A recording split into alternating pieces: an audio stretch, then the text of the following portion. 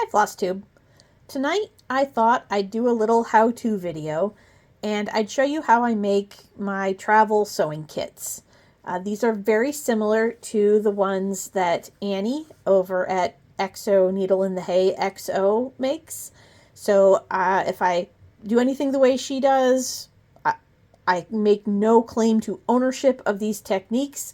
They're things I've learned through doing and watching other people and talking to people and just what I've come to do over the years. So let's get started, shall we?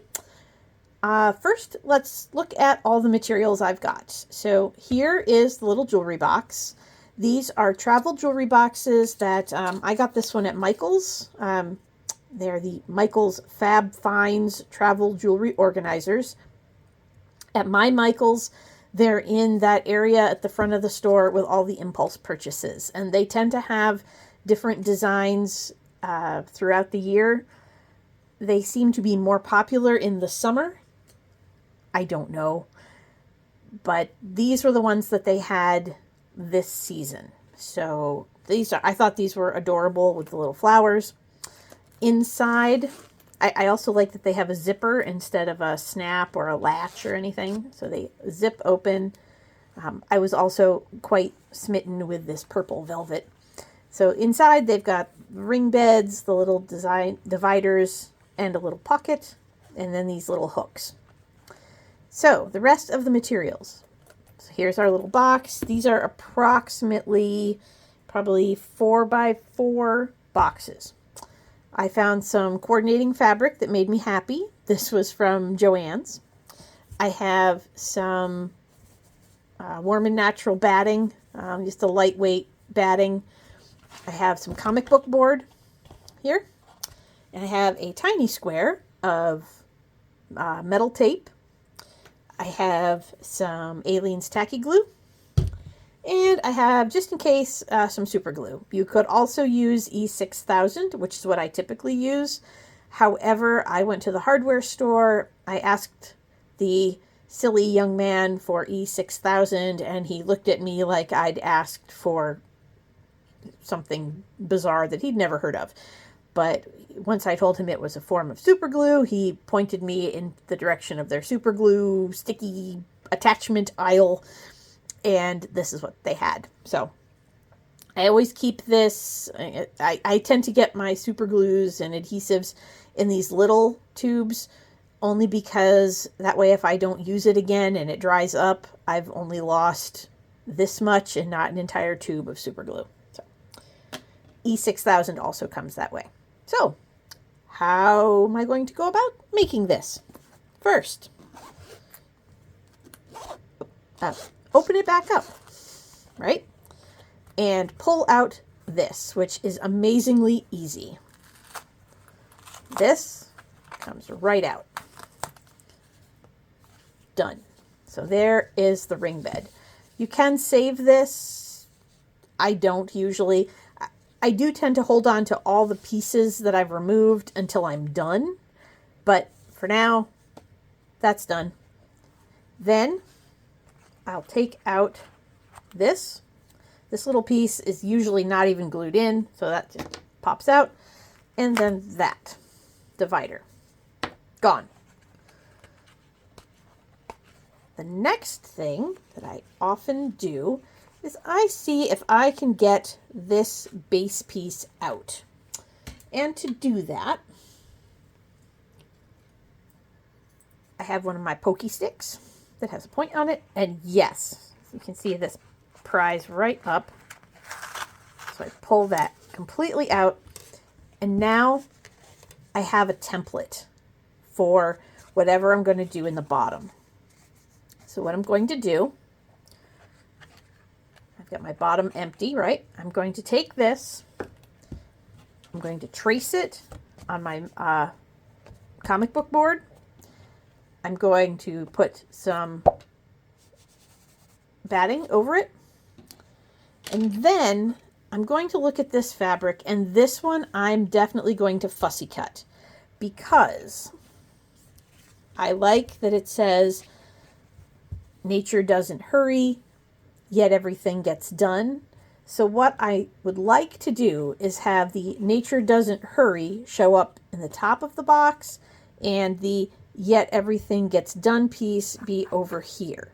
Because when I put these back together, I use this larger piece to create a divider in the box.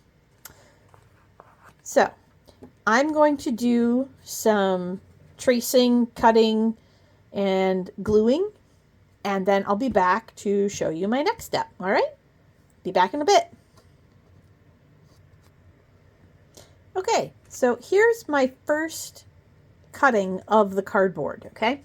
And I just laid this on my comic book board, traced it, and cut it out. This is where I will tell you, you should do lots of dry fit and make sure you have everything the size you want it before you start attaching things or using glue. I did put a little arrow here so that I would know which side lined up with the box as the template did. While it is a pretty regular shape, every so often you get weird factory-made things, and it's good to have a bit of a marker to make sure it's the same. However, you can see this is too big. And if this were covered in fabric, it would be even more too big. So I need to trim this down, dry fit it at least one or two more times before I start attaching my fiber fill or my batting and my fabric. So I'm going to go do some fiddling and adjusting, and I'll be back. So here is my dry fit backing for my fabric. So now that I've got this the way I like it, and I like the way it fits in the corners and everything, I'm going to cut a piece of batting to attach to this side of it, and then I'm going to cover it in my fabric. So I'll be back when I've got all that together. So I know different people handle these little hooks and this backing in different ways. I pull these out, and to do that I use my needle nose pliers, grab a hold of one, and pull. They pop right out.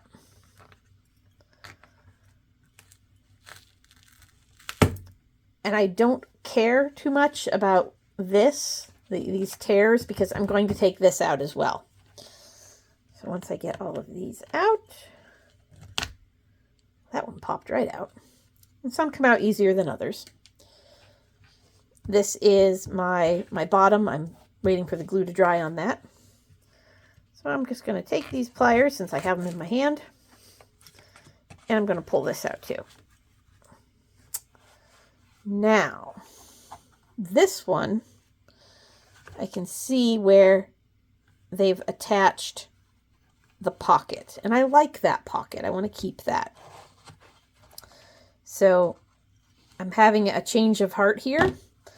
I think I'm going to mash this right back down, and I will make my matching fabric backing to fit right over all of this. It won't make any difference. It won't hurt a darn thing. I'm actually going to put a little more glue, a little extra glue behind where I just pulled that out. I'm going to smash it back down. I'm going to pull it out again.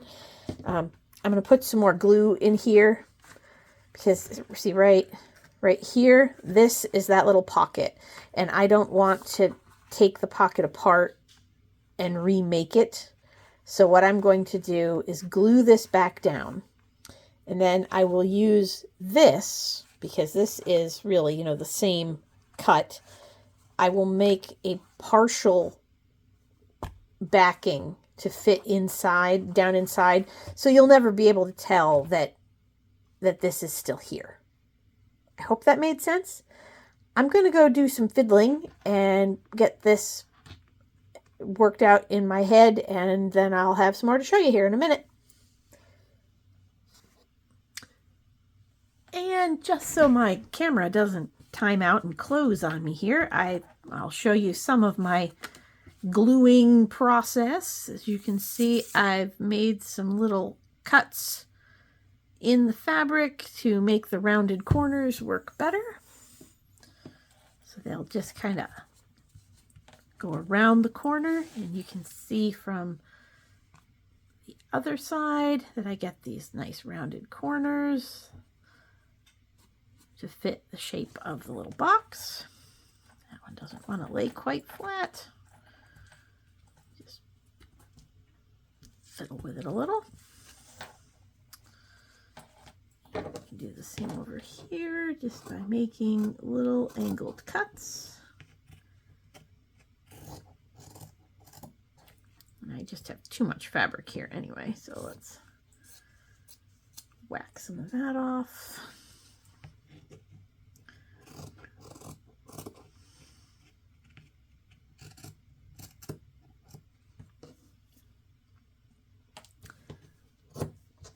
As you can see, I am by no means a measurer or a perfectionist when it comes to this process.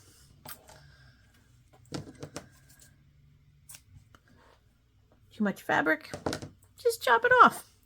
Besides, this is the back side of the fabric and the inside of the box. Like, this is going to be all glued down anyway, so it really doesn't matter that much.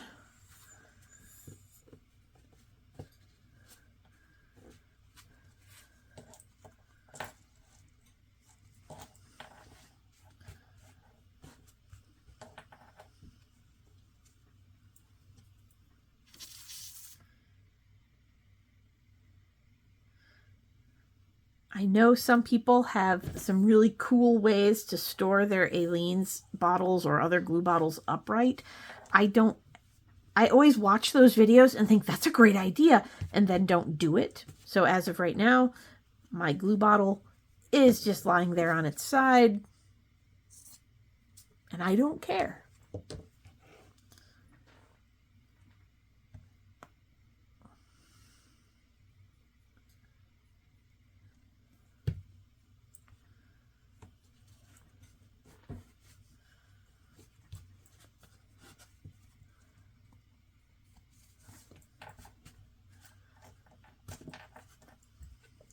Glue back here.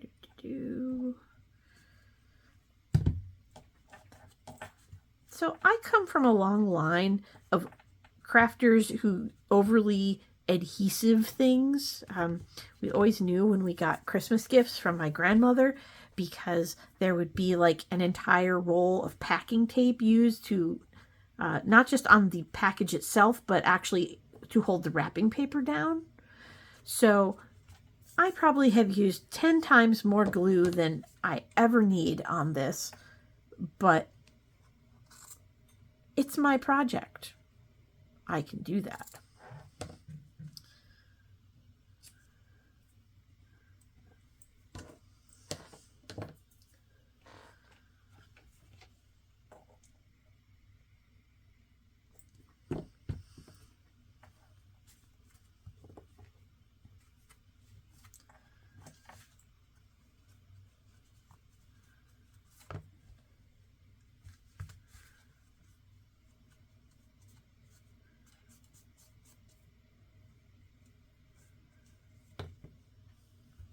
And trust me, the irony of me working on something that says nature doesn't hurry, yet everything gets done, and working as fast as I can on this, the irony is not wasted.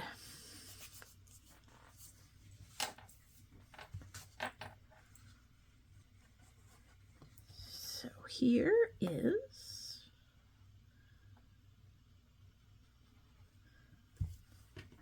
pretty much all of the bottom of the box. And lots of glue.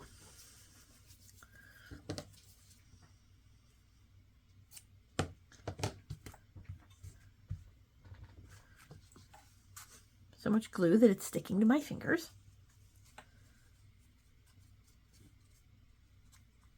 But there it is. So I cut the fabric so that we get the little snail. And I just realized I was sitting while I did all of that. Now I'm standing, so I have no clue how good the angle on what I did while sitting was. Apologize if it was crazy. So this will fit in here, and then this piece I will reattach where it was. And it's perfect because you can still read all of the words. But I want to let the glue dry on the back of that before I glue it down. So the next thing I'm going to do is take this piece, which I cut to fit the top. Notice I didn't fit it all the way down because what I will do is cover it with fabric and then put it down inside the pocket. I have to take a little bit off the sides, but I'll put it down inside the pocket. And the other thing I will do is I'm going to take that little piece of metal tape that I have, and I'm going to put it right here underneath the fabric. And that way, when it is all assembled, you can put your needle minder right there. It will stick inside the box. And since I have a pair of Kohanas that I use inside in this little narrow space, I want to keep the magnet over here and the scissors over here just so they don't end up stuck together if it gets shaken or tossed around. So I'm going to go put this together while this dries, and then I'll put that all together and I'll be back.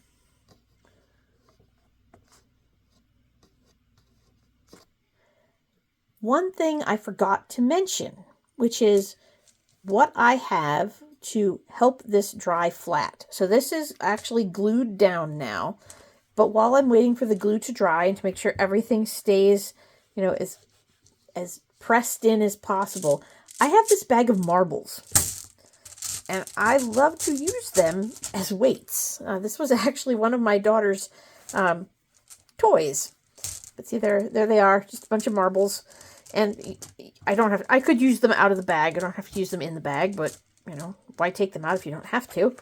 You can kind of mash them into things like rounded corners, press them all down good and hard, and they make a nice weight for glue drying and keeping weight on things that are not perfectly square and flat. So I'm going to let that sit there and dry. And like I said, I'm going to go back to working on this piece, and I'll be back in a little while. So here it is, all assembled. I just glued this piece into the top with the little turtle, which says, "Nature doesn't hurry, yet everything gets done." So I really like the way this all came together. I haven't glued this piece back in yet. That is the original divider piece. As you can see, these are my little knockoff Kohanas. I still have glue stuck to my fingers. I just lost the top off my Kohanas when I was trying to pick the glue off my fingers. But the Kohanas fit ever so nicely right there. And a needle minder of any kind will fit right there. So now I've got space for, I've got my little pocket here. I've got my scissors. I've got a needle minder. I've got a space to put threads or some sewing wax or whatever I would like in here. And I can close it all up, take it with me, throw it in a bag. It's perfect. So there's my, well, I guess it took about 20 minutes altogether, but there is my little tiny 4-inch jewelry organizer turned into a travel sewing case project. And really, for me, the fun is in finding the box patterns and the fabric patterns that coordinate, and just making pretty little things to take with me when I'm working on other pretty little things. So I hope you all enjoyed watching that, learned something, want to go out and try something, and I'll talk to you later. Have a good week. Bye.